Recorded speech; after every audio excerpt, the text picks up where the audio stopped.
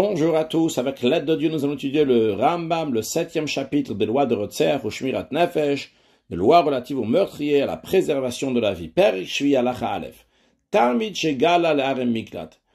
Un élève qui a été exilé dans les villes de refuge, Maglin Rabo Imo, on exile son maître avec lui, qu'il soit avec lui pour lui enseigner la Torah. Shenamar, parce que la Torah elle dit à propos de celui qui est envoyé dans les villes de refuge, Vachai, qui va vivre. Nos sages apprennent de là que fait tout le nécessaire pour qu'il va vivre. Donc tout ce qu'il a besoin pour vivre, il faut lui donner. Et vu que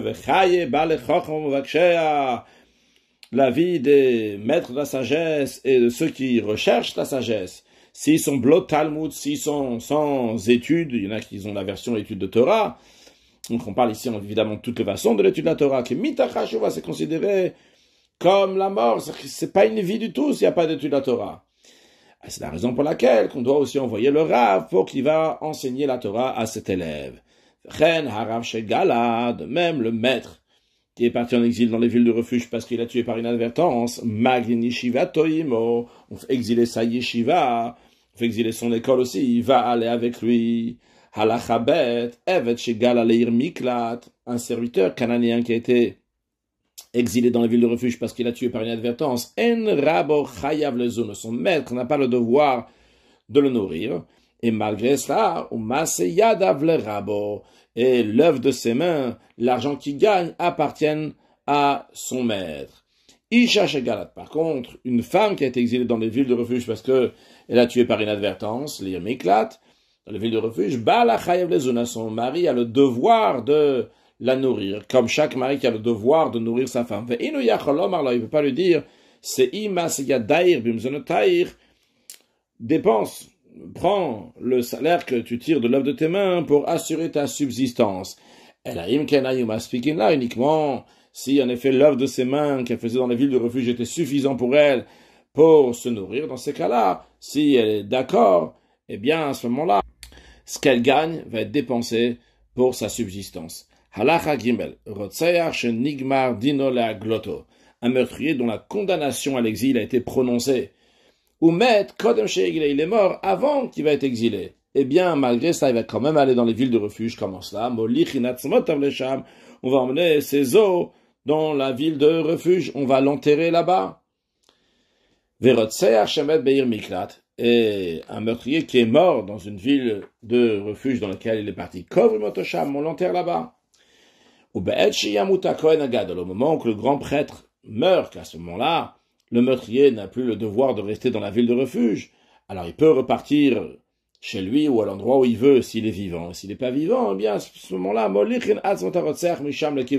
va prendre les os du meurtrier de là-bas de la ville de refuge, on va l'amener dans les tombes, dans les endroits où sont enterrés ses ancêtres.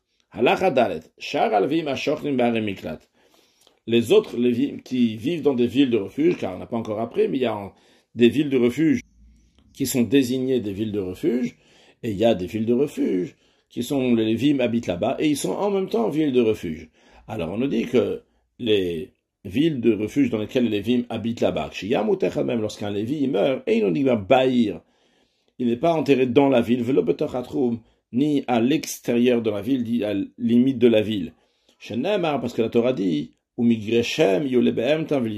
leurs terrains qu'on va donner aux Lévim seront pour leur bétail, pour leur bien, mais pour tout ce qui est chayatam, tout ce qui est donc pour leur vie.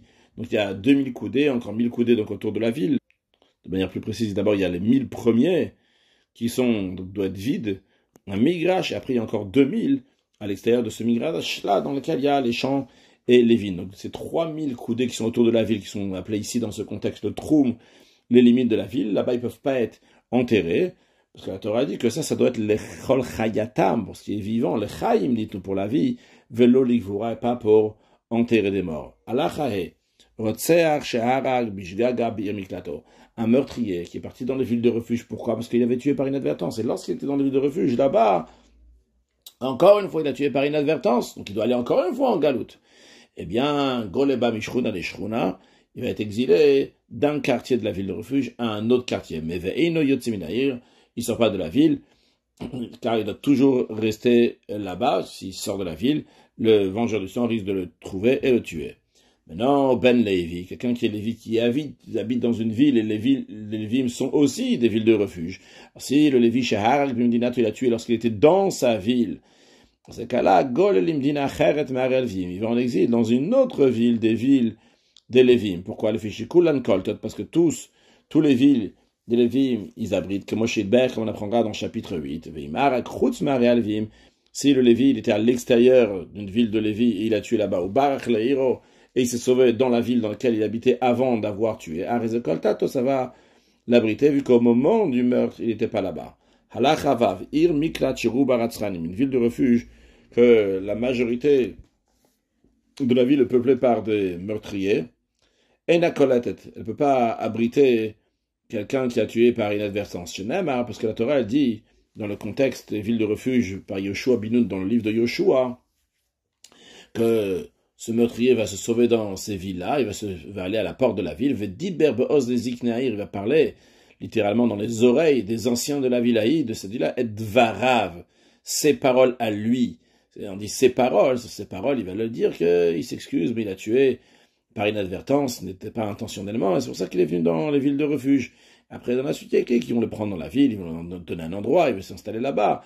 Mais le fait qu'il y a écrit qu'il va dire dvarav, ses paroles, ça doit être des paroles qui sont uniquement à lui, vous dit vraiment dvarav, et non pas que ces paroles vont être semblables aux paroles des gens de la ville, ou plutôt les paroles des gens de la ville ne vont pas ressembler à ces paroles à lui. Et si tous les gens de la ville, donc, ils ont les mêmes paroles que lui, c'est tous des gens qui l'ont tué, donc par inadvertance, qui se trouvent là-bas, eh bien, ça ne peut pas abriter des gens qui ont tué par inadvertance. De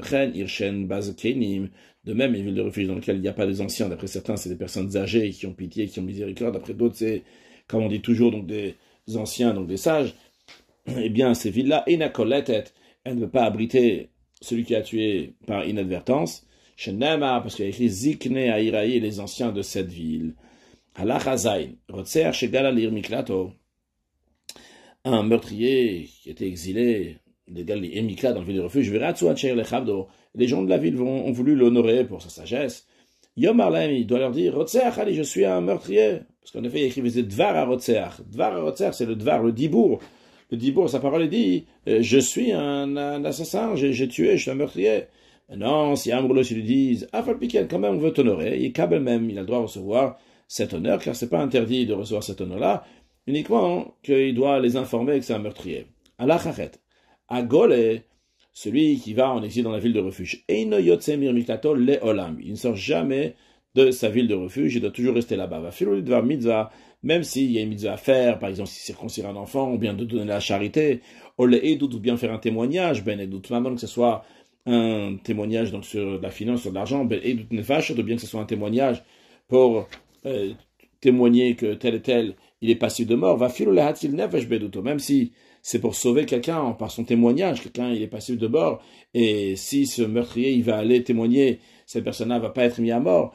Ou bien qu'il va sauver des juifs, il y a une armée qui va les attaquer, ou bien sauver quelqu'un miyadanar, il y a une crue qui peut sauver des juifs qui vont se noyer, ou bien miyadadleka, de sauver des juifs qui, dans un endroit où il y a un incendie, ou miyadamapolet, ou bien dans un endroit où il y a un effondrement sur des juifs, et lui il peut aller sauver, va filer kol Israël, même si tout le peuple juif il a besoin de sa délivrance, par exemple que Yoav ben Tsruya, donc le général de guerre de David Amelech, dans ce très grand mitzvah d'aller sauver tous ces juifs-là, malgré cela, Eino Yotse Misham le Olam, il ne sort jamais de là-bas. Achiyamut HaKohen Agadol, quand est-ce qu'il pourra sortir? Uniquement une fois que le grand prêtre va mourir, comme écrit clairement dans la Torah, il reste là-bas, Yashavad, Mot HaKohen Agadol, jusqu'à la mort du Kohen Gadol. Le fait qu'il y a écrit Shama, on apprend qu'il est toujours Shama, il est toujours là-bas pour tout, même s'il y a besoin de que lui ailleurs, il reste Shama là-bas. Et Miatsa, ici, il est sorti, eh bien, Hitir Atzmo le Mita, il s'est abandonné à la mort.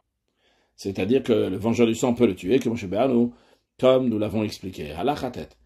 Quand on parle du Kohen Gadol qui va mourir, il peut y avoir 3-4 sortes de Kohen Gadol. Echad Kohen Gadol Amashua B'Shaman Amishra, que ce soit le grand prêtre qui est oint avec l'huile d'onction, donc c'était le cas jusqu'à Yoshiyahu Amelech, puis il y avait l'huile d'onction, c'est comme ça que le Kohen Gadol devenait un grand prêtre. Echad Amroubi B'Gadim, que ce soit après l'époque de Yoshiyahu, que Yoshiyahu il a caché cette huile d'onction, et donc depuis, comment le Kohen Gadol il devient Kohen Gadol, c'est lorsqu'il va commencer à officier avec les 8 vêtements. Il explique plus ce qu'il a dit, donc les deux choses avant, ou bien que ce soit le Kohen Gadol qui officie, ou bien que ce soit le grand prêtre qui était, et grand prêtre pour un moment, il a remplacé l'autre grand prêtre, mais après, il a été démis de sa fonction. Eh bien, soit ces 4 sortes de Kohanim Gudolim, Shemet qui sont morts, Marziot HaRotzeach, vont faire revenir le Rotzeach, le meurtrier de la ville de refuge, s'ils sont morts. Donc, tous ceux-là, ils sont considérés comme un Kohen Gadol, comme un grand prêtre. Mais le Kohen qui est loin pour la guerre, c'est-à-dire qu'il est nommé pour parler au peuple au moment de la guerre, qui est appelé un Kohen Meshuach Milchama, et no Marzir. Si lui meurt, eh bien, le meurtrier ne peut pas repartir dans sa ville, parce qu'il est considéré comme un prêtre ordinaire. Halacha Yud, Rotzeach Shenigmar Dino Liglot. Un meurtrier qui est condamné à l'exil, Velo Yashem Kohen Gadol. Et il n'y a pas de grand prêtre au moment où on l'a condamné. Par exemple, le Kohen Gadol, il est mort, on n'a pas eu le temps de nommer un autre Kohen Gadol. Et alors, Kohen Gadol, Velo Yashem Kohen Gadol, bien quelqu'un, il a tué le grand prêtre. On n'a pas encore nommé un autre grand prêtre, et on a dit le verdict qui doit aller dans la ville de refuge. Mais Kohen Gadol Sheharak, Velo Yashem Kohen Gadol, bien un grand prêtre qui a tué par inadvertance, il n'y a pas d'autre Kohen Gadol lorsqu'on a donné la sanction. Et le Golin, eh bien, eux, ils vont l'exil. Mais ils ne pourront jamais sortir de les villes de refuge. Ils restent là-bas jusqu'à la fin de leur vie. Dans le Olam, jusqu'à toujours. Certains disent, donc, c'est que jusqu'à la fin de leur vie. Certains disent, même après qu'ils sont morts, ils doivent encore rester là-bas. Même les autres doivent rester. Halacha Yudalef. Nigmar Dino Liglot. Si il a été condamné pour aller en exil.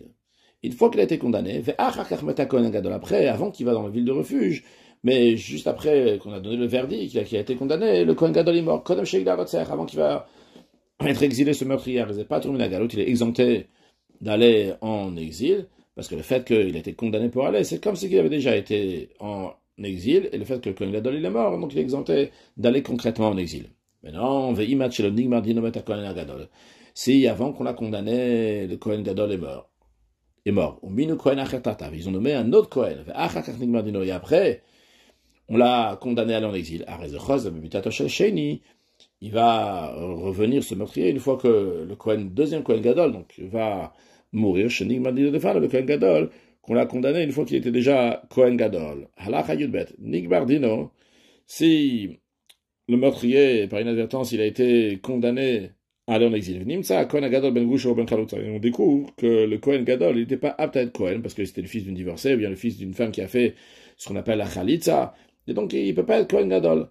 Alors, on pourrait dire que c'est comme si qu'il est mort. On pourrait dire aussi que c'est comme si qu'il n'y avait pas de Kohen du tout. On nous dit, c'est pas considéré comme si qu'il est mort, c'est considéré comme si qu'il n'y avait pas de Kohen Gadol au moment où il a été condamné pour aller en exil. Donc, bat la keuna, on considère qu'il n'y a pas de Kohen Gadol. Ok, le Nigmardin, donc le Kohen Gadol est comme si que il a été condamné lorsqu'il n'y a pas de grand prêtre. Donc il ne sort pas de ville de refuge à l'éternité. Le meurtrier qui repart dans sa ville, une fois que le Kohen Gadol est mort, il est comme tout le monde, qu'on n'a pas le droit de tuer. Le vengeur du sang n'a pas le droit de tuer. Et si le vengeur du sang l'a tué, on va tuer le vengeur du sang, parce qu'il a déjà été pardonné par le fait qu'il est parti en exil. Bien que le meurtrier il a obtenu l'expiation. Il ne va jamais reprendre la position d'autorité qu'il occupait auparavant. Mais il est descendu de sa grandeur pour tout le reste de sa vie. Vu que ce grand drame est survenu par sa main. Bien que quelqu'un qui a blessé son père ou sa mère volontairement en leur faisant coulant du sang avec cette blessure, ils sont passibles de la mort du tribunal. Donc quelqu'un qui a tué quelqu'un d'autre qui est passible par le tribunal. Malgré ça, s'il a blessé son père ou sa mère par inadvertance, il n'est pas passible d'être exilé chez le Galout.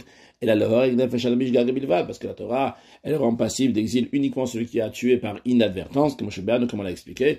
Et en effet, d'ailleurs, on a déjà appris que s'il a tué son père par inadvertance, eh bien, il doit aller en exil. Mais s'il a, ce que le Rambam nous dit ici, s'il a blessé son père, bien que c'est équivalent à quelqu'un qui a tué par volontairement, et donc qui est Chayav Mita de Bedin, s'il avait blessé son père volontairement, il est Chayav Mita, et si il a tué quelqu'un, il est Chayav Mita, malgré cela, s'il a blessé ses parents, donc il a fait une blessure, il ne va pas aller en exilé.